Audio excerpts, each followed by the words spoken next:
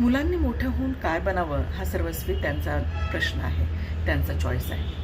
पण त्यांची स्वप्न पूर्ण करण्यासाठी आईंनी मात्र किंवा वडिलांनी प्रेरणा देणं फार गरजेचं आहे, ऊर्जा देणं फार महत्त्वाचं आहे, स्वप्न देणं फार महत्त्वाचं आहे. या सगळ्या गोष्टी कुठून येणार? तर ते ह्या गोष्टीत नाही येणार.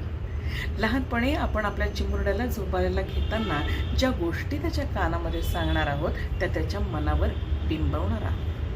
तुम्हाला वाटत असेल आपल्या मुलाने मोठे होऊन स्त्रियांचा आदर करावा, तर त्याला स्वामी विवेकानंद शिकवा, त्याला छत्रपती शिवाजी महाराज शिकवा, त्याला प्रभू रामचंद्रांच्या गोष्टी सांगा. तुम्हाला वाटत असेल त्यांनी साहसी पराक्रमी व्हावं, तर त्याला इतिहास शिकवा.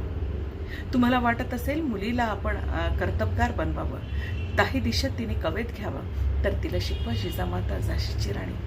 तिला वास्तववादी कितीतरी अनेक स्त्रिया आहेत, त्यांच्या गोष्टी सांगा ज्या ती बघू शकते, वाचू शकते. ज्या गोष्टी अस्तित्वात होऊन गेलेल्या आहेत अशा गोष्टींची शिकवण आपण जर लहान मुलांना दिली तर त्यांच्यामध्ये तिथे स्वप्न निर्मिती होते. स्वप्न ही निर्माण करावी लागतात, स्वप्न ही पाडावी लागतात, आणि तेव्हा ही मुलं स्वप्नांचा ध्यास घेतात आणि पुढे जातात. मग आपली पिढी हे म्हणू नाही शकत की आजच्या पिढीला ध्येय नाही किंवा झपाटले पण नाही किंवा वेळ नाही. वेळ निर्माण करण्याचं काम आईवडिलांचं आहे, पालकांचं आहे, कुटुंबाचं आहे, आणि हा ध्यास देण्याचं कामही त्यांचंच आहे.